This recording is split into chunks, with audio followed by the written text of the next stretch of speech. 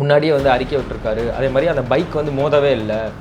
இதுக்கு வந்து நான் என்ன வேணாலும் அவருக்கு வந்து சாட்சியெலாம் இருக்கணும்ல நான் இடித்ததுக்கு, அதெல்லாம் இல்லையே அப்படின்ற மாதிரி சொல்லியிருக்காரு. தலைவர் வண்டி வரதை பார்த்துட்டு வண்டியை வண்டியை நகர்த்திட்டு அந்த ஸ்பீட் பிரேக்கர் இருக்கிற இடம் அப்போ நகர்ந்து போகிறப்போ முன்னாடி போய் நிறுத்தி தலைவரை வந்து கண்ணாடி இறக்கியிருந்தால் சம்பவம் வேறாக என்ன நடந்திருக்குன்னு தெரியாது.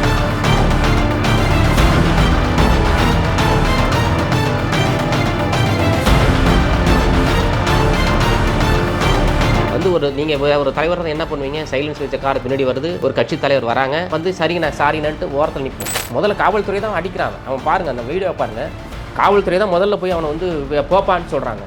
அப்போ காவல்துறைக்கு எதிராக அவன் சிலும்பம்.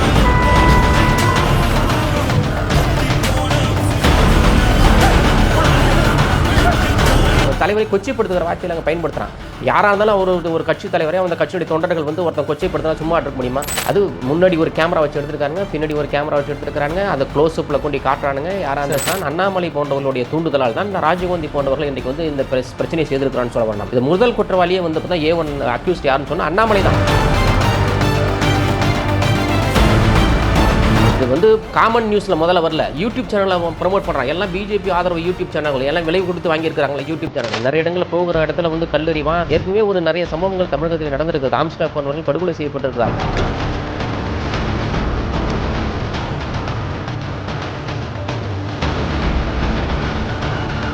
கட்சியினர் யாருமே அவரை தாக்காம இருந்து அவரை பிடிச்சி நீங்கள் ராஜீவ்காந்தி அவரை பிடிச்சி அது எப்படி பிடிச்சி அப்படி முடியும்? எங்கள் தலைவரை தாக்குவதற்காக அவன் கண்ணாடியை திறக்க போறாங்க. யாரும் அழகா போய் நிற்கிறான் அந்த இடத்துல, வண்டி பிரேக் பிடிச்சி நிற்கிறான். ஒரு வண்டி மோதுதான் அந்த இடத்துல பிரேக் பிடிச்சாலும் நிற்க முடியுமா? அந்த இடத்துல இவன் சாதி ரீதியாக கொண்டு போறான். அது என்ன சாதியை பார்த்தா அந்த இடத்துல சண்டைக்கு போனாங்க. அவன் எவனே தெரியாது, முகம் பார்க்க தெரியாது. ஒரு தொலைக்காட்சி வந்து ஊடகம் வந்து ஒரு சார்பாக வந்து போட்டிருக்காங்க. அது எந்த தொலைக்காட்சி? ஆனால் ஒன் சைடு எடுத்து வேலை செய்யக்கூடிய ஊடகங்களை நீங்கள் எப்படி வந்து அங்கீகரிக்கிறீங்க? பைக் மோதி இருக்கிறதுக்கு நீங்கள் ஆதாரம் காட்டுங்க. மற்ற சங்கங்களை இன்னைக்கு என்ன கண்டிச்சிருக்காங்கல்ல, அந்த சங்கங்கள் எடுத்து அந்த செய்தியை வந்து சம்பவம் நடந்த அடுத்த செகண்ட்ஸ்ல வந்து நீ வெளியிடுற.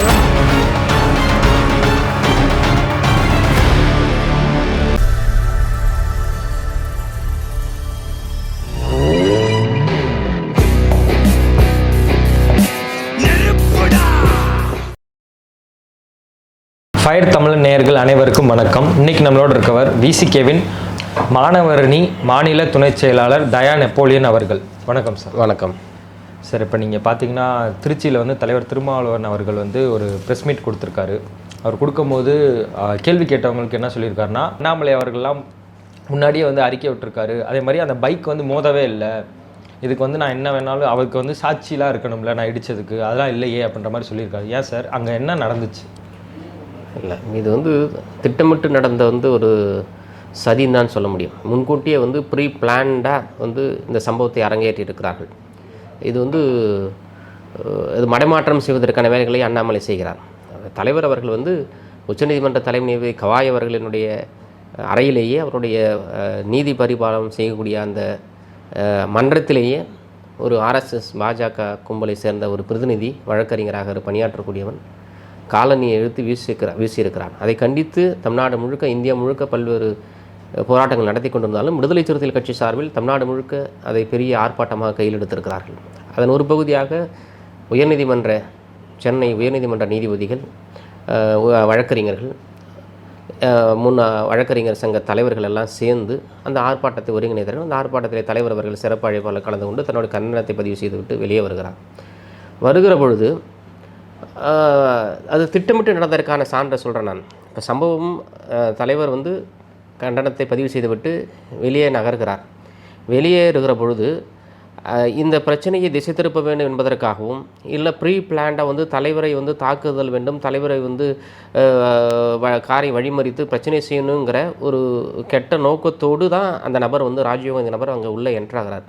தலைவர் வண்டி வரதை பார்த்துட்டு வண்டியை நகர்த்திட்டு அந்த ஸ்பீட் பிரேக்கர் இருக்கிற இடம் அப்போ நகர்ந்து போகிறப்போ முன்னாடி போய் நிறுத்தி தலைவர் வண்டி முன்னாடி நிறுத்தி வந்து தலைவரை வந்து கண்ணாடி இறக்கியிருந்தால் சம்பவம் வேறாக என்ன நடந்திருக்குன்னு தெரியாது. தலைவர் வந்து எடுக்கல. நீங்கள் அந்த இடத்துல இருந்தீங்க, உண்மையாகவே வந்து அந்த வண்டி இடிச்சிச்சா இல்லையா? இடிக்கலையே. இடிச்சிருந்தா வந்து அவர் கீழே விழுந்திருக்கணும். அவர் பொறுமையாக நிறுத்துறாப்ல, ஸ்பீட் பிரேக்கில் இறங்கி வண்டியை நிறுத்துறாப்ல. இது வந்து அதான் திட்டமிட்டு சதிங்கிறேன். அந்த சம்பவத்தை அரங்கேற்றுவதற்காக அந்த இடத்தை அவர் பயன்படுத்தி இருக்கிறார். வேறு இடமா தான் எங்கள் தலைவருடைய வண்டி வேகத்தில் போயிருக்கும். சம்பவத்தை அந்த ஆர்ப்பாட்டம் நடக்கிற இடத்தில் வந்து அவர் வந்திருந்தால் மிகப்பெரிய பிரச்சனையாக இருக்கும். இதையெல்லாம் தாண்டி சம்பவம் நடந்த ஒரு 500 மீட்டருக்கு அப்புறம் வந்து பிரச்சனையை வந்து அந்த மேடு மலை இருக்கிற இடம், ஸ்பீட் பிரேக் இருக்கிற இடத்துல வண்டியை நிறுத்தி தகராறு செய்ய வேண்டும், மறிக்க வேண்டும், தலைவரை தாக்குதல் செய்ய வேண்டும். இது ஒரு பெரிய கும்பல் திட்டம். அது தனிநபர் ராஜீவ்காந்தி மட்டும் இதில் வந்து பங்காளர், அவரோட சேர்ந்து ஒரு பெரிய திட்டப்பட்ட நபர்களால் தான் அந்த அரங்கேறிக்கிறது. அங்கேயே நடத்தலாம். அவன் பறந்து பார்த்துட்டு தலைவர் வண்டியை பார்க்குறாவில் பார்த்துட்டு அந்த ஸ்பீட் பிரேக்கரை கடந்து போயிட்டு வண்டி அந்த இடத்துல ஸ்லோவாக தான் போயாகணும் தலைவர் வண்டி. அதை சம்பவத்தை செய்வதற்காக, அந்த பிரச்சனையை செய்வதற்கான ஒரு இடமாக அவர் முன்கூட்டியே தீர்மானித்து அந்த இடத்த ஃபிக்ஸ் பண்ணியிருக்கிறாங்க. அதுதான் இங்கே முக்கியமானது. பண்ணிவிட்டு முன்னாடி போய் நிறுத்திக்கிட்டு வந்து பிரச்சனை பண்ண வராமல். இப்போ இது வந்து இதெல்லாம் வந்து சடனாக நடக்கலை. இது எதேச்சியாக நடந்தது. எந்த சம்பவமே எதேச்சியாக நடக்கலை. எல்லாமே திட்டமிட்டு நடந்ததாக தான் நம்ம எல்லாம் பார்க்க முடியுது. நடத்திட்டு வந்து நீங்கள் ஒரு தலைவர் தான் என்ன பண்ணுவீங்க, சைலன்ஸ் வச்ச கார் பின்னாடி வருது, ஒரு கட்சி தலைவர் வராங்க, வந்து சரிங்கண்ணா சாரினான்ட்டு ஓரத்தில் நிற்போம். இடிச்சிருந்தா எங்கள் தலைவர் வந்து மன்னிப்பு கூட கேட்க தயார். அது வந்து எங்கள் தலைவர் மீது ஒட்டுமொத்த தமிழ் சமூகம் எப்படின்னு தெரியும். ஒரு சம்பவம் நடக்காது இல்லை, இடிக்கலை, வண்டி வந்து அந்த 2 வீலர் மேலே இடிக்கலை, வேணும்னே திட்டமிட்டு வந்து தலைவர்கிட்ட வந்து கண்ணாடியை திறக்க முயற்சி பண்ணுறான், கண்ணாடி திறக்க முடியல. அதுக்குள்ளே இளைஞர்கள்லாம் வந்துடுறாங்க, காவல்துறையெல்லாம் வந்துடுறாங்க, அவனை அப்புறப்படுத்த முயற்சி பண்ணுறாங்க. அப்புறப்படுத்த போகிறப்போ அவங்கள்ட்ட சண்டைக்கு போகிறான், காவல்துறையிட்ட சண்டைக்கு போகிறான். முதல்ல காவல்துறை தான் அடிக்கிறான். அவன் பாருங்கள், அந்த வீடியோ பாருங்கள், காவல்துறை தான் முதல்ல போய் அவனை வந்து போப்பான்னு சொல்கிறாங்க. அப்போ காவல்துறைக்கு எதிராக சிலும்புறான், ஒரு மாதிரி வந்து எதிர்ப்பு தெரிவிக்கிறான். அப்புறம் கட்சிக்காரங்களாம் என்ட்ரா வரப்போ அவனை ஒழுங்கு போன்னு தான் சொல்கிறாங்க. அப்போ சொல்கிறேன், யாராக இருந்தால் என்ன, ஒரு தலைவரை கொச்சைப்படுத்துகிற வார்த்தையில் அங்கே பயன்படுத்துகிறான். இப்போ யாராக இருந்தாலும் ஒரு கட்சி தலைவரே அந்த கட்சியுடைய தொண்டர்கள் வந்து ஒருத்தன் கொச்சைப்படுத்தினா சும்மா இருக்க முடியுமா? இப்போ எதிர்வினை ஆற்றி இருக்கிறார்கள். அப்போ அது வந்து ஒரு குற்றம் அல்லது. எங்கள் தலைவரை நீ வந்து கொச்சையாக பேசுகிற பொழுது, வேண்டுமென்று திட்டமிட்டு ஒரு சதி செயலோடு நீ அங்கே வந்து நின்றுகிற போது நாங்கள் எதிர்த்தாக்கல் தான் பண்ணியாகணும். இதுதான் வந்து அது எதாச்சும் உண்மையும் கூடாது. நீ அதை வந்து இன்றைக்கி வந்து பெரிய வந்து அரசியலாக்கிறாங்க. வேறுமனே திட்டமிட்டு தாக்குதலை நாங்கள் முறியடிச்சிருக்கிறோம். ஒருவேளை எங்கள் தலைவர் வண்டி மட்டும் தனியாக இருந்தால் அங்கே அந்த சம்பவம் என்னவாக நடந்திருக்குமென்று யாருக்கும் தெரியல. அந்த சம்பவம் அங்கே ஸ்பீட் பிரேக்கர் இல்லாது இருந்தால் அது என்னவாக இருந்திருக்கும்னு தெரியல எங்களுக்கு. அது முன்னாடி ஒரு கேமரா வச்சு எடுத்துருக்காங்க, பின்னாடி ஒரு கேமரா வச்சு எடுத்துருக்காங்க, அதை க்ளோஸ்அப்பில் கொண்டு காட்டுறானுங்க. யாரும் அந்த சம்மந்தப்பட்ட நபர்களை. பின்னாடி இருக்க கேமரா வந்து உங்கள் கட்சியினர் தான் எடுத்த இல்லை, எல்லாமே அவன் இப்போ அவனுடைய எடுத்தது தான் எல்லாமே. எங்கள் கட்சிக்காரர் எடுத்ததுலாம் இல்லது. எல்லாமே வந்து அவனுடைய செட்டப், அந்த நபருடைய ராஜீவ்காந்தினுடைய செட்டப்பில் எடுத்த கேமராக்கள் முன்னாடியும் பின்னாடி எல்லாமே வந்து அவன் ஆள் வைத்து எடுத்தது தான். அந்த சம்பவத்துக்காக ஆள் வைத்து எடுத்தது தான். அது யாருமே வந்து எதேச்சியாக ஒரு சம்பவம் நடக்கிற பொழுது யாரும் ஜூம் பண்ணலாம் ஒரு கேமராவை எடுக்க மாட்டாங்க. அவன் ஜூம் பண்ணி சம்மந்தப்பட்ட நபரை வந்து காட்டுறான். ராஜீவ்காந்தி வண்டியை நிறுத்திட்டு பிரச்சனை பண்ணுறது, தலைவர்கிட்ட போகிறது கூட எல்லாம் ஜூம் பண்ணி காட்டுறான். அப்போ வேண்டுமென்றே வந்து எங்கள் தலைவர் மீது தாக்குதல் நடத்துவதற்காகவும், எங்கள் தலைவரை வந்து அசிங்கப்படுத்துவதற்காகவும், இந்த பிரச்சனையை திசை திருப்புவதற்காகவும் தொடர்ந்து எங்கள் தலைவர் அவர்கள் RSS பாஜக கும்பல்களை வந்து கண்மூடித்தனமாக எதிர்ப்பு தூண்டு இருக்கிறார். முக்கியமாக வந்து சமூகத்தில் மிகப்பெரிய வந்து தாக்கத்தை ஏற்படுத்தி இருக்கிறது. பாஜக RSS கும்பல் தமிழகத்தில் காலூன்ற முடியாமல் சூழல் இருக்கிறது என்று சொன்னால் அதுக்கு எங்களுடைய தலைவருடைய வந்து பெரிய அரசியல் தனம் தான் காரணம். எங்கள் தலைவருடைய மக்கள்கிட்ட கொண்டு இருக்கிற விழிப்புணர்வு தான் காரணம். இதையெல்லாம் அவர்கள் பெரிய எரிச்சலை ஊட்டி இருக்கிறது. அந்த எரிச்சலின் விளைவாகத்தான் அண்ணாமலை போன்றவர்களுடைய தூண்டுதலால் தான் இந்த ராஜீவ்காந்தி போன்றவர்கள் இன்றைக்கு வந்து இந்த பிரச்சனையை செய்திருக்கிறான்னு சொல்ல வரோம். இது முதல் குற்றவாளியே வந்து பார்த்தா A1 அக்யூஸ்ட் யாருன்னு சொன்னால் அண்ணாமலை தான். ஏன்னா சம்பவம் நடந்து அடுத்த 15 செகண்ட்ஸில் வந்து அண்ணாமலை ட்வீட் போடுறாப்புல, எந்த விசாரிக்கலை, எதுவுமே பண்ணலை, யார் குற்றவாளின்னு தெரியாது, சம்பவம் வண்டி மோதுன்னு மோதலையான்னு தெரியாது, ஏதோ ஒரு செய்தியில் ஊடகங்களை வந்து செய்தியை மையப்படுத்தி வந்து ஒரு அப்டேட் பண்ணுறாருன்னா அப்போ இது திட்டமிட்டு அண்ணாமலை போன்றவர்களால் வந்து உருவாக்கப்படுகிறது. இது வந்து காமன் நியூஸில் முதல்ல வரல, யூடியூப் சேனலில் ப்ரொமோட் பண்ணுறாங்க. எல்லாம் பிஜேபி ஆதரவு யூடியூப் சேனல்கள், எல்லாம் விலை கொடுத்து வாங்கியிருக்கிறாங்களே யூடியூப் சேனல், அந்த சேனல் தான் முதல்ல வந்து பிரபலப்படுத்துகிறாங்க. வேணும்னே திட்டமிட்டு தலைவரை அசிங்கப்படுத்தணும், தலைவர் வண்டி வாகனம் மோதி வச்சு வழக்கறிஞர்கள் தாக்கி விட்டார்கள் அடிப்படையில் பண்ணுறாங்களே தவிர இது என்ன சம்பவம், உண்மை சம்பவம் என்ன, வண்டி மோதுனுச்சா மோதலையா, அவன் வேணும்னே வந்தானா வரலையா, அவனுடைய பின்னோக்கு என்ன, அவனுடைய வந்து என்ன தொலைநோக்கு பார்வை என்ன, அவன் ஏன் வந்து தலைவர்கிட்ட வரான், வேற ஒரு தலைவராக இருந்தால் அந்த இடத்துல அவன் நின்றுவானா, இந்த இடத்துல வேற கட்சி தலைவராக இருந்தால் ஒரு எம்பியோ எம்எல்ஏ இருந்தால் அந்த இடத்துல நின்று கேள்வி கேட்பானா. இப்போ இதையெல்லாம் வேண்டுமென்னே அவன் ஒரு கண்ணோட்டத்தோடு ஒரு பெரிய தொலைநோக்கு வந்து சதித்திட்டத்தோடு தான் நாங்கள் அந்த சம்பவத்தை அரங்கேற்றுவதற்கு ராஜீவ்காந்தி போன்றவர்கள் திட்டமிட்டிருக்கிறார்கள். அது முறியடிக்கப்பட்டிருக்கிறது.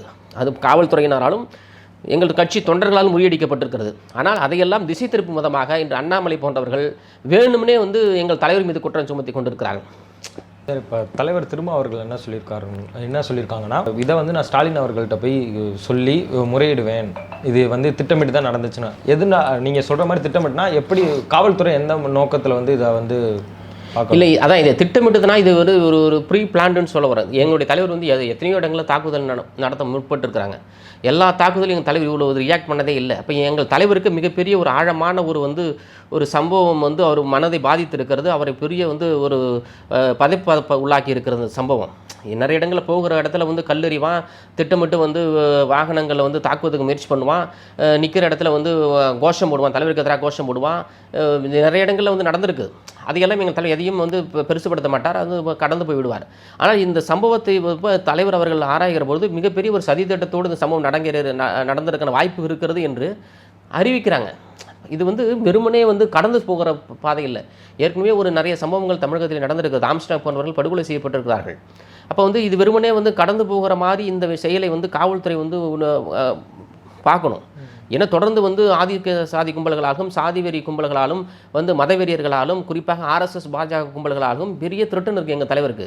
அந்த சம்பவத்தை வந்து எப்படி வேணாலும் அவங்க கையாளலாம், எந்த விதம் வேணாலும் வரலாம். இந்த ரோட்டில் தான் வந்து குற்றவாளி வருவான்னு இல்லை, அவருடைய சதி கும்பல்களுடைய சதி திட்டங்கள் என்னவாக வேணாலும் இருக்கலாம். அப்போ அதையெல்லாம் ஆராய வேண்டிய பொறுப்பு வந்து தமிழக அரசுக்கு இருக்குது, காவல்துறைக்கு இருக்கிறது. அதை தான் நம்ம கேட்குறோம். நம்ம காவல்துறை அவர்கள் வேறு ஏதோ ஒரு தலைவர் மீது இப்படி இருந்தால் விட்டுருப்பாங்களா? நான் நேரடியாக காவல்துறையாக தான் குற்றம் சொல்லிட்டேன். நான் இப்போ ஒரு சம்பவம் நடந்திருக்கிறது, உடனே அவனை கைது செய்திருக்குமா இல்லையா? கைது செய்துட்டா இவ்வளோ பிரச்சனை வந்திருக்குமா இல்லையா? ஏன் அவனை விட்டாங்க? ஏன் அவனை போய் ஹாஸ்பிட்டல் அட்மிட் ஆகிறோம்? அவனுக்கு என்ன அவ்வளோ பெரிய தாக்குதல் நடந்ததா? அவன் பொய் பிடிக்கிறான்னு தெரியுது, அவன் உண்மைக்கு புறமாக வந்து மருத்துவமனையில் அட்மிட் ஆகிருக்கான்னு தெரியுது. இது கொலை குற்றவாளி அட்மிட் ஆனால் விட்டுருவீங்களா? ஒரு சம்பவத்தை செஞ்சுட்டு அட்மிட் ஆனால் விட்டுருவீங்களா? அப்போ அவன் வெறும் ஒரு சதி திட்டத்தோடு அங்கே போய் படுத்துருக்கிறான். அவன் வந்து உடனே கைது செய்திருந்தால் அவன் ஆரோக்கியமாக தான் நிற்கிறான். காவல்துறைக்கு போகிறான், அவனே பெட்டிஷன் எழுதி கொடுக்குறான், அவன் வாக்குவாதம் பண்ணுறான். அப்போ இதையெல்லாம் செய்கிற பொழுது அவனை எதுவுமே செய்யாமல் காவல்துறை வேடிக்கை பார்த்து விட்டு அவனை போய் வேணுமுன்னே காவல்துறையை ஒரு வந்து ஊக்கத்தை கொடுத்து நீ போய் மருத்துவமனையில் படுத்துக்கு உன்னை கைது பண்ண போகிறாங்க அப்படின்னு சொல்லி எல்லாமே காவல்துறை நடக்கிறது தான். அது காவல்துறைக்கு உயரதிகாரிகள் வந்து சாதி மன்னோட கண்ணோட்டத்தில் இருக்கிற உயரதிகாரிகளுடைய தூண்டுதலாக இன்றைக்கி போய் மருத்துவமனையில் படுத்துட்டு இன்றைக்கி வந்து ஏமாற்றிட்டு வந்துருக்கான். இது வந்து அரசு வந்து வேடிக்கை பார்க்கக்கூடாது. அரசு வந்து ஒரு தலைவர் மீது நடக்கிற வந்து ஒரு தாக்குதல் தான். இது தாக்குதல். இப்போ ஒருவேளை அந்த இடத்துல நீங்கள் வந்து உங்கள் கட்சியினர் யாருமே அவரை தாக்காமல் இருந்து அவரை பிடிச்சி நீங்கள் ராஜீவ்காந்தி அவரை பிடிச்சி அது எப்படி பிடிச்சி வைப்பட முடியும்? எங்கள் தலைவரை தாக்குவதற்காக அவன் கண்ணாடியை திறக்க போகிறாங்க. அவன் அங்கே தானே போகிறான். வண்டி ஒருத்தர் சாதாரண ஒரு நபராக இருந்தால் காவல்துறை வாகனம் பின்னாடி வருகிறது, ஒரு தலைவர் நிற்கிறாரு, கடையை கொடியை பார்க்குற எல்லாத்தையும் பார்த்துவிட்டு நீ கதவு கிட்ட போயிட்டு நீ தொடங்கன்னா எவ்வளோ திமிரு உனக்கு சொல்லு பார்க்கும். வேற ஒரு தலைவர்கிட்ட போய் உன்னால் சொல்ல முடியுமா? இது வண்டியை மோதி இருந்தாலும் பிரச்சனை இல்லை, அது ஸ்பீட் பிரேக்கில் வண்டி நிற்குது, நீ போய் முன்னாடி நின்று வேணுமுனே கலாட்டா பண்ணுற, திட்டமிட்டு பண்ணுற. நீ RSS பாஜக தூண்டுதல்களால் வந்து நீ பண்ணுற. நீ இதை வெட்ட வெளிச்சமாக தெரியுது. இது எப்படி நம்ம கடந்து போக முடியும்? இது சம்மந்தமான அரசு விசாரிக்க வேண்டாமா? காவல்துறை விசாரிக்க வேண்டாமா? ஏன்ப்பா அங்கே போய் நின்ன? வண்டி மோதவே இல்லை, மோதி இருந்தால் அதற்கான ஆதாரம் தேவை. எந்த சின்ன ஆதாரம் கூட இல்லை. வண்டி மோதுறதுக்கான எந்த சிராய்ப்பு இருக்கா? வண்டியில் சிராய்ப்பு இருக்கா? வண்டி மோதினதுக்கான அந்த பெயிண்டிங் எதை ஒட்டுருக்கா? எதுவுமே இல்லையா? எந்த தடையுமே இல்லையா? மோதினதுக்கான எந்த தடையுமே டூ வீலரில் இல்லையா? எப்படி மோதுன்னு எப்படி சொன்னீங்க? கீழே விழுந்திருக்கான அவன்? இல்லை தடுமாறி ஏதோ ஒரு ஆக்டிவிட்டிஸ் இருக்குது அந்த இடத்துல? எதுவுமே இல்லையே. நேரம் அழகாக போய் நிற்கிறான் அந்த இடத்துல, வண்டியை பிரேக் பிடிச்சி நிற்கிறான். ஒரு வண்டி மோதுதான் அந்த இடத்துல பிரேக் பிடிச்சவங்க நிற்க முடியுமா அந்த இடத்துல? அப்போ இதெல்லாம் காவல்துறை வந்து யூகிக்க வேண்டாமா? இப்போ டூ வீலரில் போனால் நான் ஹெல்மெட் போட்டு போயிருக்கானா? அப்போ என்ன கண்ணோட்டத்தில் அவன் போயிருக்கேன்? எந்த அரசினுடைய விதிமுறைகளையும் கடைபிடிக்காதவன், எதுவுமே கடைபிடிக்காத ஒருத்தருக்கு அந்த அரசு ஆதரவாக நிற்கலாமா? பின்னாடி போகிறது இல்லையா? தொலைநோக்கு பார்வையோடு இது வந்து என்ன சதி திட்டம்னு வந்து வேவு பார்க்க வேண்டிய பொறுப்பு காவல்துறைக்கு இல்லையா? இப்போ இது வந்து தலைவர் சொல்லி தான் புகார் கொடுத்து தான் வந்து நீ குற்றவாளியை கண்டுபிடிக்கணும். சம்பவம் நடந்தன்றே அவன் கைது செய்யப்பட்டிருந்தால் இந்த பிரச்சனை இவ்வளோ தான் ஆயிருக்காது. இது காவல்துறையினுடைய வந்து ஒரு மென்மையான போக்கு தான். இந்த பிரச்சனைக்கு இவ்வளோ காரணமே காவல்துறையின போக்கு தான். நீ காவல்துறையின் போக்கை மீறி தான் எங்கள் தலைவர் அறிக்கை விடுறார். காவல்துறை இது எந்த நடவடிக்கை எடுக்கல, காவல்துறை மென்மையான போக்கை கடைபிடிக்கிறது, உடனடியாக வந்து இது பூர்வீக விசாரணை நடத்தணும், இதில் உண்மை குற்றவாளியாக கருதப்படுகிற வந்து அனைவரும் தண்டிக்கப்பட வேண்டும், வழக்கு பதிவுன்னு சொல்லி ட்விட்டர் பண்ணுறாங்க. இதை விட ஒரு தலைவர் என்ன செய்யணும்? ஒரு தலைவர் பாதுகாப்பு கேட்டு ட்விட்டர் பண்ணுறாங்க. இந்த காவல்துறை இதுவரை இந்த நிமிஷம் என்ன நடவடிக்கை எடுத்திருக்கு? என்ன விசாரணை பண்ணிருக்கு? அவனை கொண்ட போய் என்ன IG தலைமை விசாரணை பண்ணிருங்களா? DSP தலைமை விசாரணை பண்ணிருங்களா? SP தலைமை ஏதோ குழு போடுறீங்களா? ஒரு மிகப்பெரிய ஒரு தலைவருக்கு, ஒரு நாடாளுமன்ற உறுப்பினருக்கு ஒரு பாதுகாப்பு இல்லாத சூழல் தமிழகத்தில் இருக்கா இல்லையா? இப்போ இதெல்லாம் கேட்கறது இல்லையா? நம்ம இப்போ இந்த முதல்வர் வந்து இதெல்லாம் பார்க்கறது இல்லையா? இப்போ ஒரு கூட்டணி கட்சியில் தலைவர்களுக்கே பாதுகாப்பு இல்லாத சூழல் இருக்கா இல்லையா? இப்போ இதையெல்லாம் வந்து எங்களுக்கு பெரிய வெறுப்பு தட்டுது. இந்த அரசு மீது எங்களுக்கு பெரிய வந்து எதிர்பார்ப்பு இருந்த சீர்குலைக்கிற செய்து அரசு வந்து காவல்துறை வந்து இதே மாதிரி கயவர்களை இதே மாதிரி சதி திட்டம் திட்டங்களை வந்து கண்டிக்கணும், தண்டிக்கணும், வழக்கு பதிவு செய்யணும்.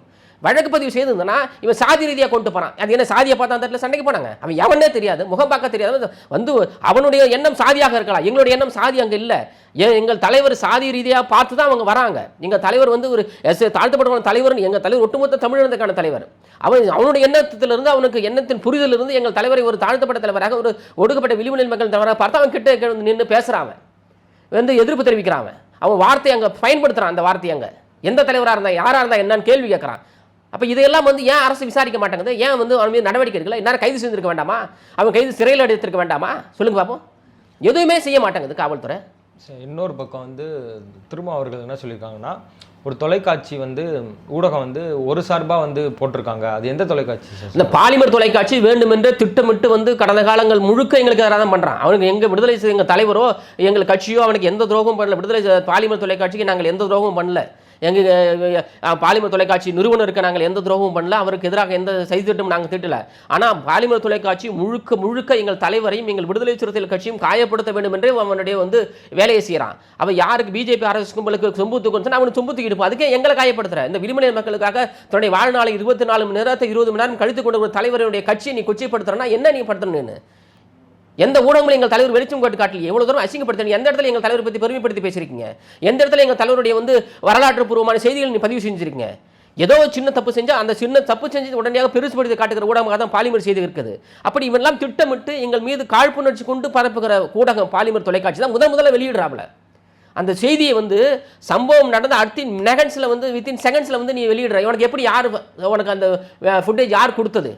அப்போ நீனு சம்பந்தப்பட்ட அந்த அக்யூஸ்டு வந்து ராஜீவ்காந்தி அண்ணாமலை 3 பேரும் சதி திட்டம் தீட்டி தான் இந்த சம்பவத்தை அரங்கேற்றி இருக்கிறீர்கள். எங்கள் தலைவரை வந்து காயப்படுத்த வேண்டும், எங்கள் தலைவரை வந்து தாக்குதல் செய்ய வேண்டும் என்கிற ஒரு தொலைநோக்கு திட்டத்தோடு பண்ணியிருக்கீங்க. எங்கள் கட்சி தொண்டர்கள் இருந்தால் நீங்கள் அன்னைக்கு எங்கள் தலைவர் தப்பிச்சிருக்காரு.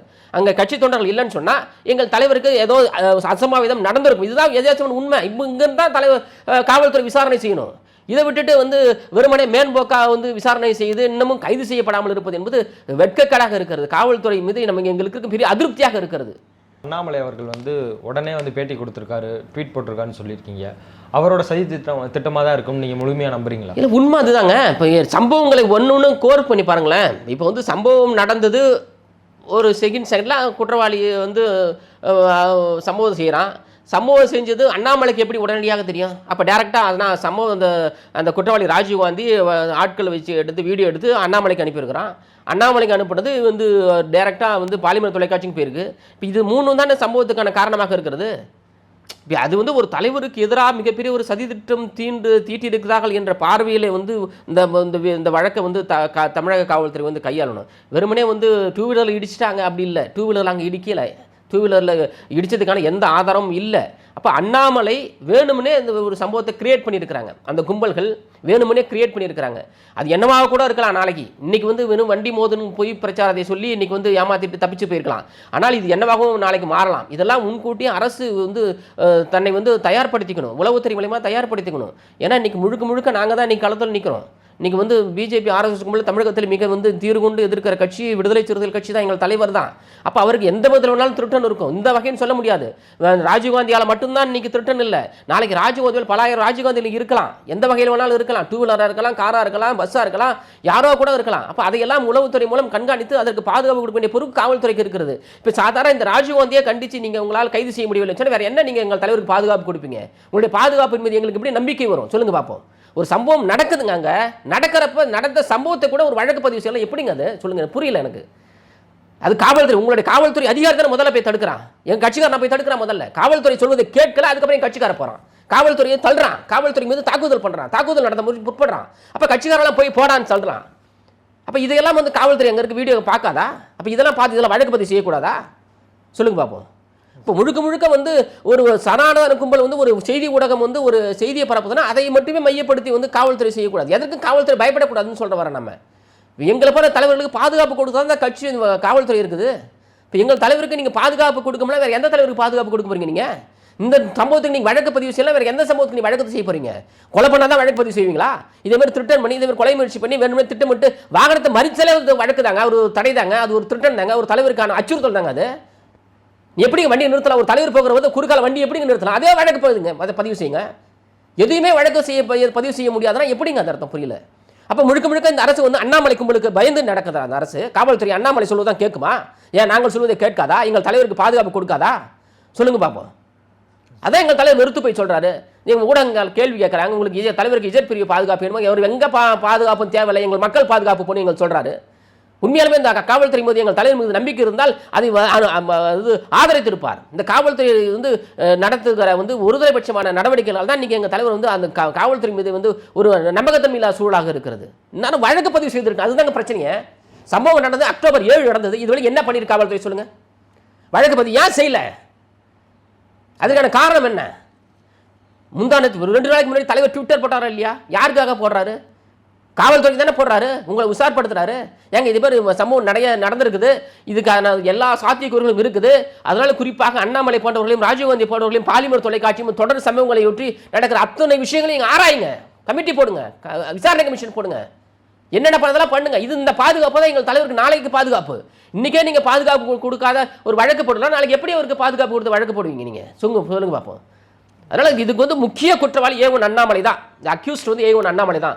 அதை அந்த புள்ளியிலிருந்து அந்த அரசு வந்து வழக்கை தொடங்குதுன்னு சொன்னா, விசாரணை செய்தது என்று சொன்னால் இந்த உண்மை குற்றவாளியை கண்டுபிடிக்க முடியும். நீ இல்லைன்னு சொன்னா எந்த காலத்திலும் உண்மை குற்றவாளியை கண்டுபிடிக்க முடியாது. இதே மாதிரி 1000 வாகனங்கள் எங்கள் தலைவர் முடி நிறுத்தி பிரச்சனை செய்வா, நாங்கள் கடந்து தான் போகணும்.